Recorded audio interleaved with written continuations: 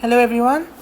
So this is a quick video to recap amino acids. This is a bridge topic from bio class 12th, class 11th.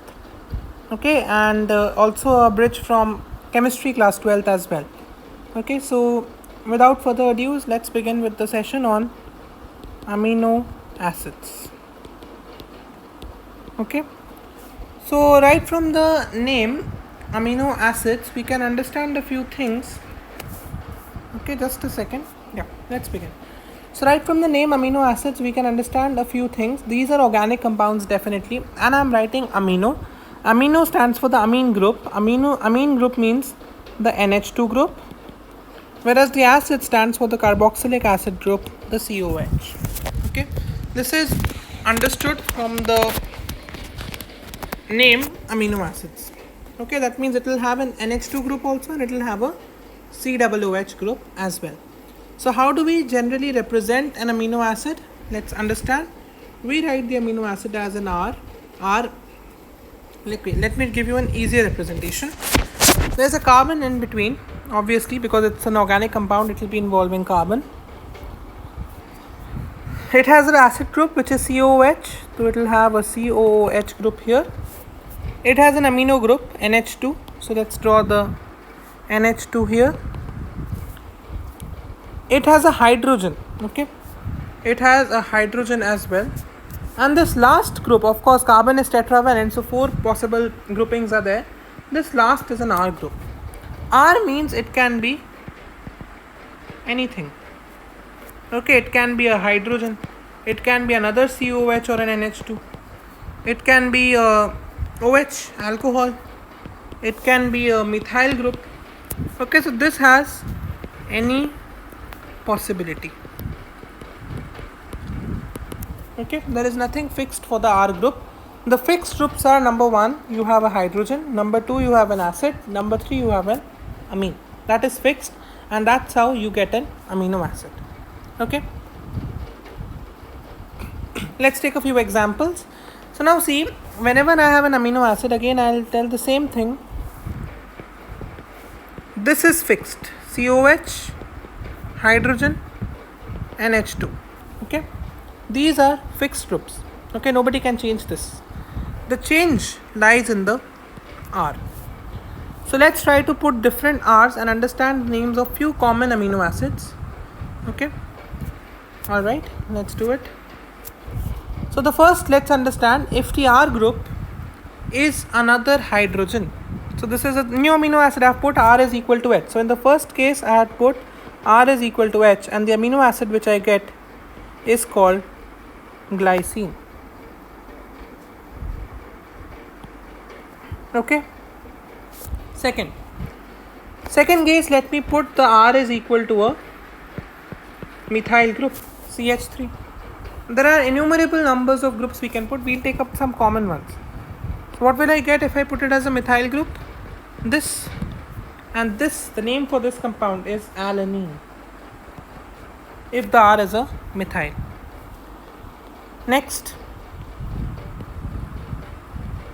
another easy one. Let me put R as a alcohol, CH2OH. So my third grouping is R is equal to CH2OH, and that calls a new amino acid serine. Okay, so just by replacing this R group to different ways, we can always get different kinds of amino acids. Okay, I hope this is clear. These are some important examples, so please remember them. And that was how we are changing the amino acid. The COH, the hydrogen, and the NH2 is same. Okay, types of amino acids. Let's group them. Now these types of amino acids we are taking on the basis of a R group. Okay, on the basis of the comparison of NH2s and COHs, or basis of the R group we are comparing. The first category is acidic. Acidic means, see, you have a C, COH, NH2, H, R. Acidic means you put this R group equal to a COH, carboxylic acid. So what does that mean? Carboxylic acid is 2 in number, whereas the base group, base is the amine, is a base. Amine is 1 in number.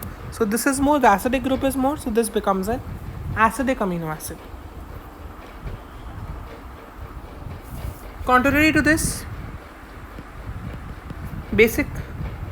In basic, let me put this R is equal to NH2, amine group, which is a base. Amines, ammonia and amines are basic compounds, and acids are obviously acidic compounds. So that means NH2 are 2 now, whereas COH is 1, and this exceeds the COH, so this becomes a base dominated amino acid. In general, the amino acids are neutral. That means COH is equal to NH2.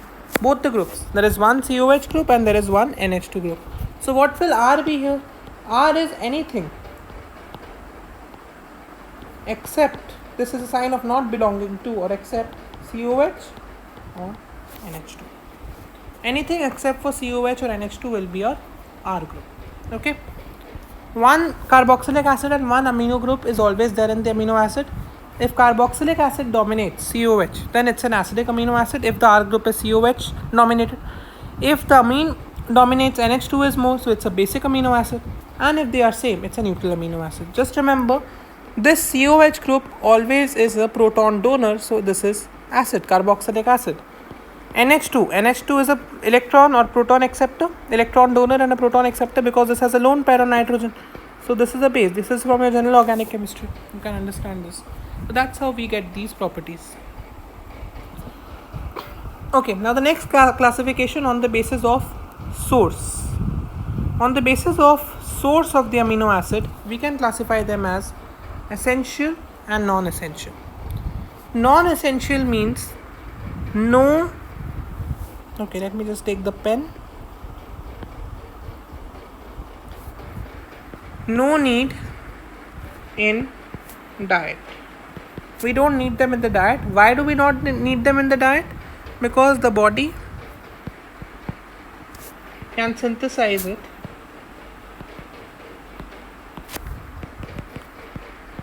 directly. Our body can synthesize it directly, so there is no need to get them through the diet. Even if we don't consume diet which is even if we consume diet which is not rich in them, it will not harm us at all. Essential is the opposite. Essential means we need it. So we need it in diet, as our body can't synthesize it. Okay. In non-essential, we could synthesize it easily in our body, so there was no need in the diet, whereas for essential, we need it in the diet. Please remember two examples. For non-essential, you can remember glycine and alanine, which we just did. For essential, you can remember valine, methionine, serine. Okay, they are essential. So that's given in the NCERT. There is a complete table in the NCERT describing essential and non-essential. So examples, you can read it from there and understand. Alright, now we move to a very important part, ions and Zwitter ions. Okay. Now see, your amino acid is this.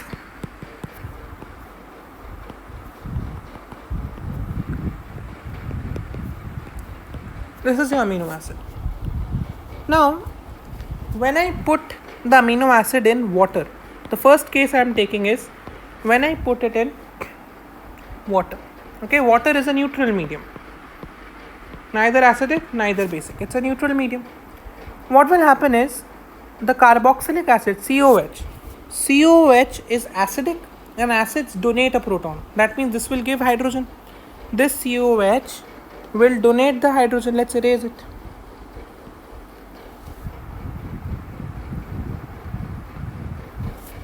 Okay, I was doing it with the red color. Yeah. And this will become CO minus. That means it's donated an hydrogen. Acid, whenever we talk about an acid, it is a H positive donor. Okay, or a proton donor. Now, this is a base. This is a base. So this is H positive acceptor. Okay, so what will happen? This will take up a hydrogen, and this from NH2 it will become NH3 positive. This will gain the proton. What we can say indirectly is that a proton has been transferred from this to this. The acid donates a proton, it becomes COO minus. The base accepts a proton, it becomes a conjugate acid, NH3 plus. Hydrogen or the proton has been transferred. So what is hydrogen? Hydrogen is the proton which has been transferred.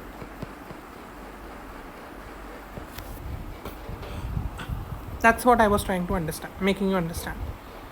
Now you can see this species which is here. Oh, there is one mistake here. This is not an R. So sorry, there's a mistake we have done here. Okay, it's a carbon. Here.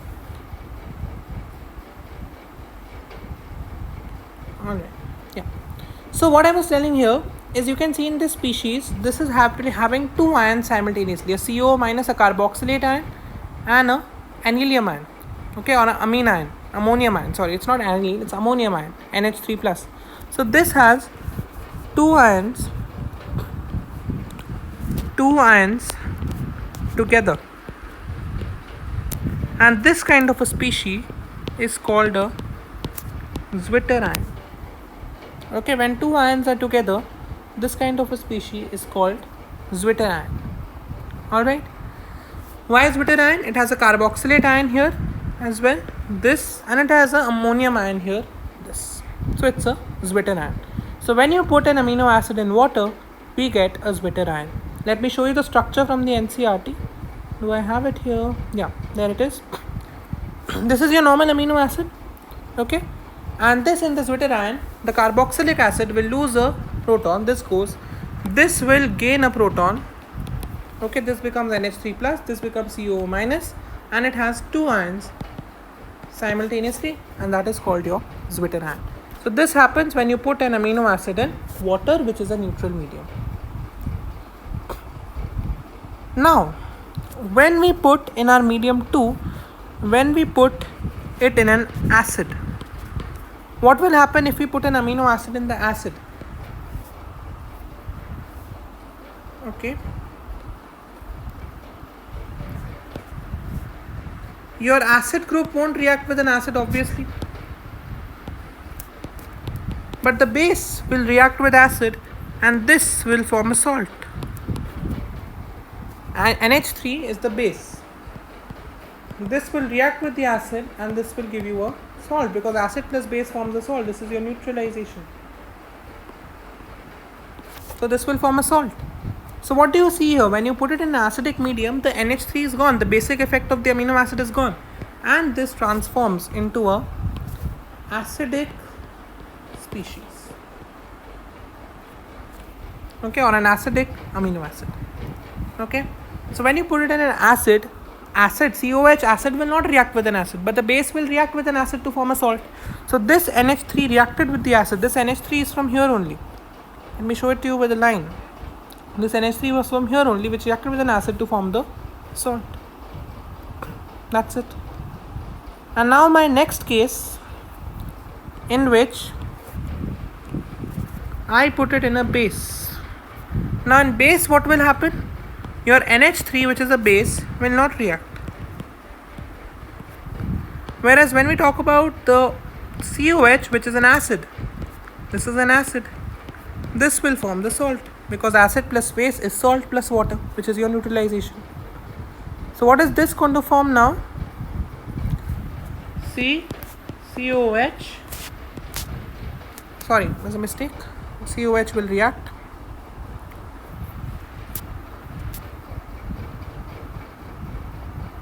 Yeah. Salt, hydrogen, R group, and NH2.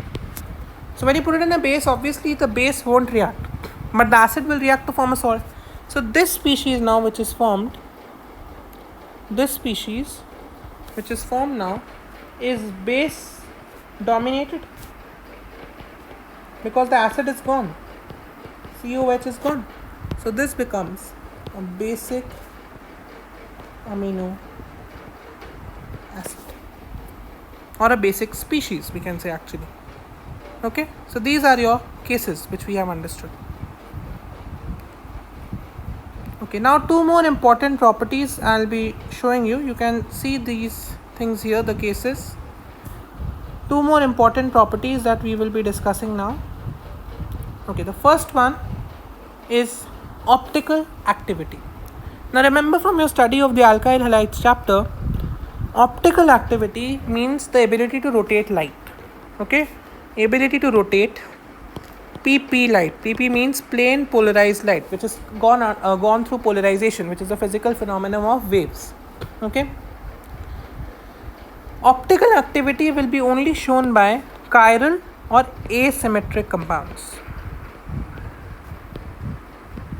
Asymmetric compounds means in a carbon, all the four groups which are attached to it are different. Symmetry means similarity. So there is no similarity, all the four groups are different, then the compound becomes asymmetric. Okay. So if I see amino acids, you have a C, you have a COH. In a normal amino acid I'm talking about, you have an hydrogen, you have an NH2. They are all different. But this is what is important, the R group. Now, in general, all the amino acids which we have identified are all neutral, because that means this R is never a COH, is never an NH2. If it becomes a COH or an NH2, it will become an acid dominated or base dominated species. The main amino acids, there are 20 amino acids which are identified. In those 20 amino acids, the R is not a COH, it's not an NH2. So what the R is anything but COH but NH. That means R is different, and that means all the four substituents on carbon is different, and it becomes optically active. But there is one exception in the case of glycine. In the case of glycine, the R is hydrogen.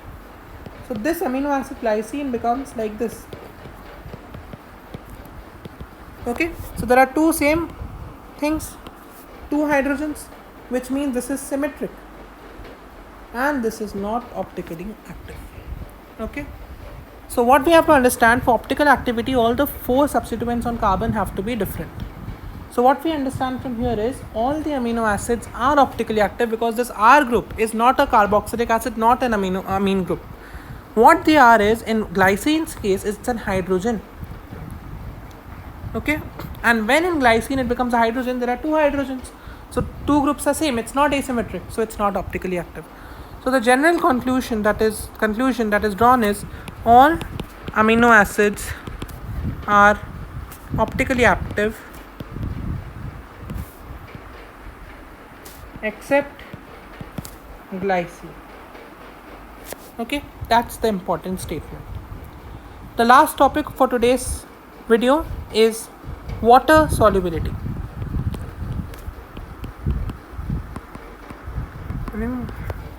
Okay, now for water solubility, again let's go back to the structure: COH, R, H, and H2. For water solubility, what we know is hydrogen bonding has to be formed between water molecules and the compound, then it is water soluble. What you can see is there is a carboxylic acid here. Carboxylic acid groups are always water soluble, because when we talk about, okay, let me draw it like this so you will be able to see the hydrogen bond.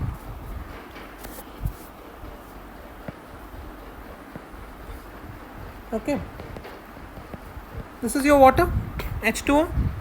Hydrogen forms hydrogen bond with three elements, you already know that: chlorine, nitrogen, and oxygen. This is required for your H bonding, hydrogen bond.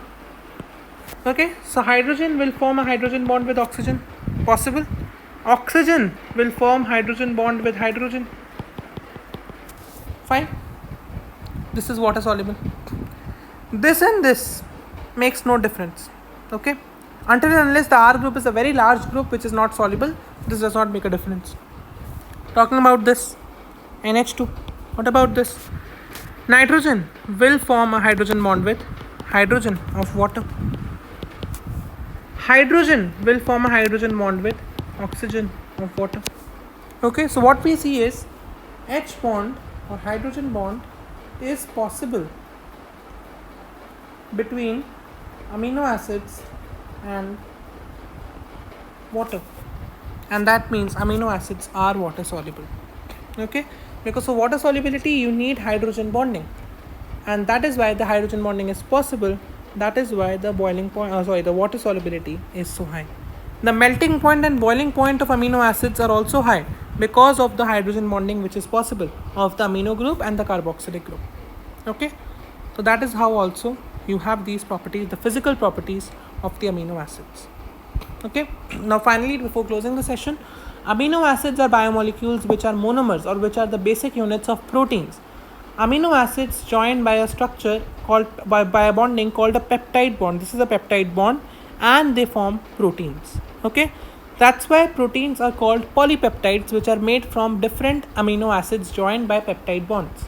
Okay, that is why to understand the concept of proteins, which are so important biomolecules, it is very crucial that we know amino acids.